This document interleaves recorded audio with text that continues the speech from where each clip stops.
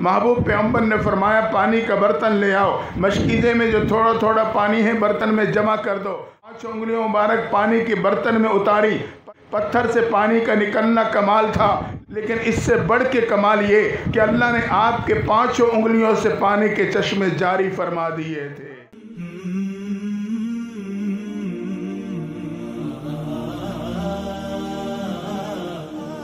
صحابہ کا لشکر ہے، پڑاؤ ڈالا، پانی کی قلت ہے۔ محبوب پیغمبر نے فرمایا پانی کا برتن لے آؤ، مشکیزے میں جو تھوڑا تھوڑا پانی ہے برتن میں جمع کر دو۔ آپ نے اپنی 5 انگلیوں مبارک پانی کے برتن میں اتاری۔ پتھر سے پانی کا نکلنا کمال تھا، لیکن اس سے بڑھ کے کمال یہ کہ اللہ نے آپ کے 5 انگلیوں سے پانی کے چشمے جاری فرما دیے تھے۔ عیسیٰ علیہ السلام کو یہ کمال دیا، مردے کو کہتے کم بِإِذْنِ اللہ، اللہ کی حکم سے زندہ ہو جا۔ جو زبان موت کے پردے کی وجہ سے خاموش ہو چکی تھی وہ اس معجزے کے نتیجے میں دوبارہ حرکت میں آ جاتی۔ یقیناً یہ کمال تھا، لیکن اس سے بڑھ کے کمال یہ وہ چیز جس میں زبان کا تصور نہ ہو وہ بول پڑے۔ ابو جہل کی مٹھی میں کنکریاں ہیں، بھتیجے بتا میری مٹھی میں کیا ہے، ایمان لے آؤں گا۔ آپ نے فرمایا ابو جہل میں بتاؤں کہ تیری مٹھی میں کیا ہے یا وہ بتائے کہ میں کون ہوں؟ ابو جہل نے کہا یہ تو بہت ہی بڑی بات ہوگی۔ آپ نے نبوت کی انگلی کا اشارہ کیا۔ ابو جہل کی مٹھی میں موجود کنکریاں جس میں زبان کا بھی تصور نہیں، ان سے آواز آتی ہے اشہد ان لا الہ الا اللہ و اشہد ان محمد عبدہ و رسولہ۔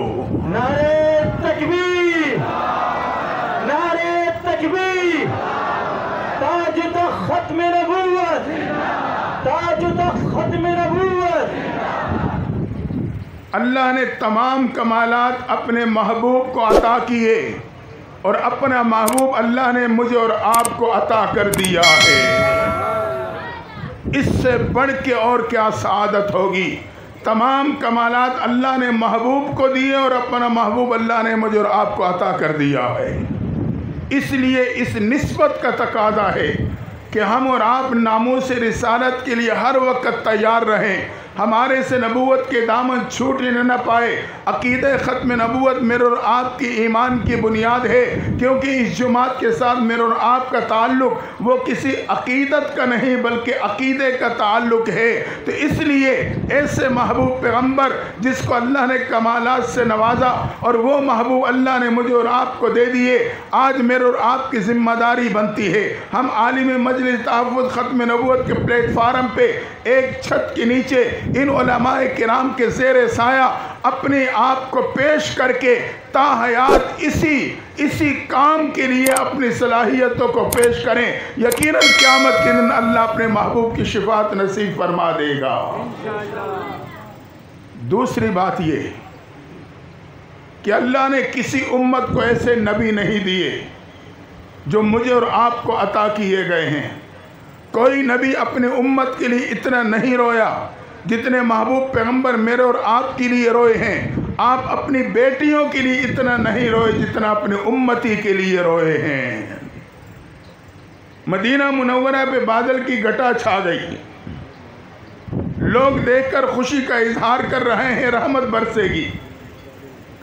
آپ نے دیکھا تو مسجد نبوی کی طرف قدم مبارک بڑھانے لگے، مسجد نبوی میں جا کے رب کے در پہ جھکے، یا رب امتی یا رب امتی کے صداؤں سے مسجد نبوی کی فضا گونج جاتی ہے۔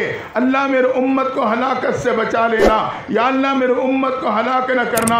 اللہ پچھلی امتوں بھی بادل کی گھٹا چھائی تھی، وہ خوشی مناتے ہوئے اس کے نیچے جمع ہو گئے تھے، مگر کسی قوم پہ ان بادلوں سے پتھر برسے، کسی پہ اس بادلوں سے آگ برسی، قوم کی قوم ہلاک ہو گئی تھی۔ یا اللہ ان بادلوں کے گھٹاؤں میں میرے امت کے ہلاکت کے اسباب نہ پیدا کرنا۔ محبوب اللہ کے در پہ جھک کے میرے اور آپ کے لیے رو رہے ہیں۔ نعرہ تکبیر، نعرہ تکبیر، عالمی مجلس تحفظ ختم نبوت، عالمی مجلس تحفظ ختم نبوت، تاجدار ختم نبوت۔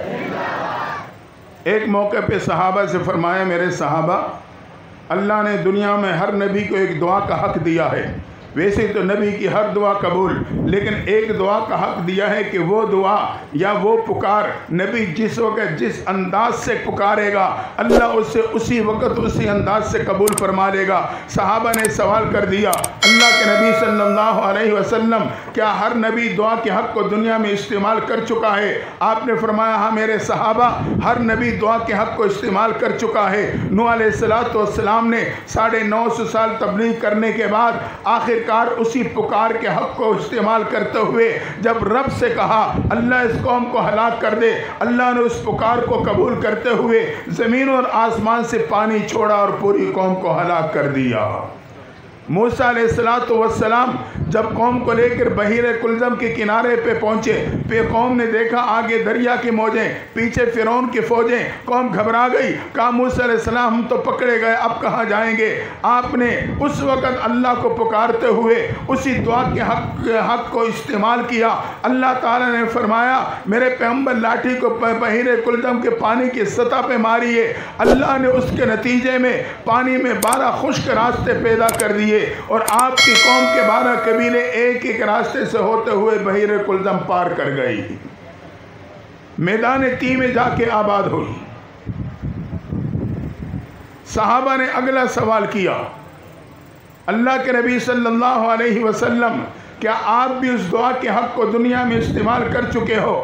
توجہ کرنا، صحابہ نے سوال کیا محبوب آپ بھی دعا کے حق کو استعمال کر چکے ہو؟